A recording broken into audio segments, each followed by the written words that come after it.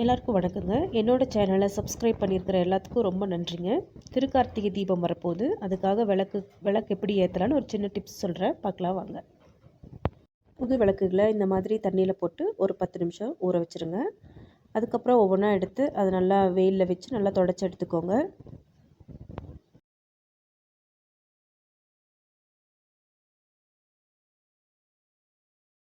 பழைய விளக்கு யூஸ் பண்ணுறதா இருந்தாலும் இதே மாதிரி தண்ணியில் போட்டு நல்லா கழுவி தொடச்சி எடுத்துக்கோங்க.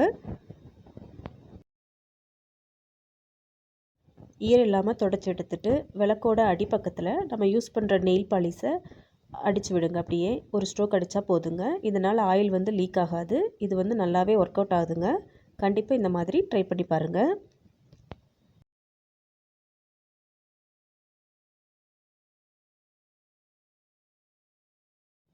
ஒரு சின்ன துண்டு பஞ்சு எடுத்துகிட்டு அதை பால் மாதிரி செஞ்சுட்டு மேலே திரி வர மாதிரி உருட்டிக்கோங்க.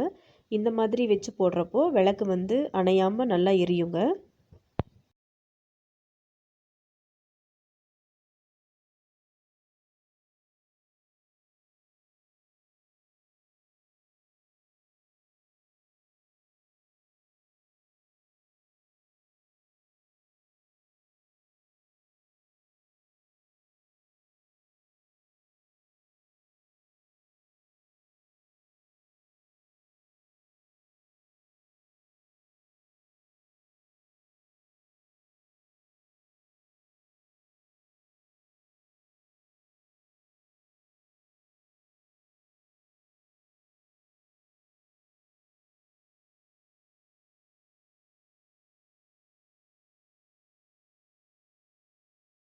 இப்போ எப்பவும் போல் விளக்குகளுக்கு மஞ்சள் குங்குமம் வச்சுட்டு எண்ணெய் விட்டு திரி போட்டு விளக்கேற்றுங்க. இந்த மாதிரி உருண்டையாக திரி போட்டு விளக்கேற்றுறப்போ விளக்கு எண்ணெய் அந்த பால் நல்லா உறிஞ்சிட்டு அணையாமல் எரிய வைக்குங்க. கண்டிப்பாக ட்ரை பண்ணி பாருங்கள்.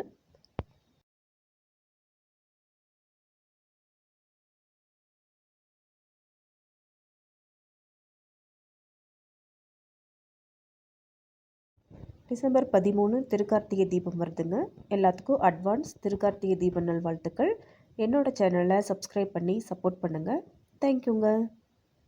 அருவாய் அருவாய் உளதாய் இலதாய் மறுவாய் மலராய் மணியாய் ஒளியாய் கருவாய் உயிராய் கதியாய் விதியாய் குருவாய் வருவாய் அருள்வாய் குகனே முருகா முருகா முருகா முருகா முருகா அருவாய் அருவாய் உளதாய் இலதாய் மறுவாய் மலராய் மணியாய் ஒளியாய் கருவாய் உயிராய் கதியாய் விதியாய் குருவாய் வருவாய் அருள்வாய் குக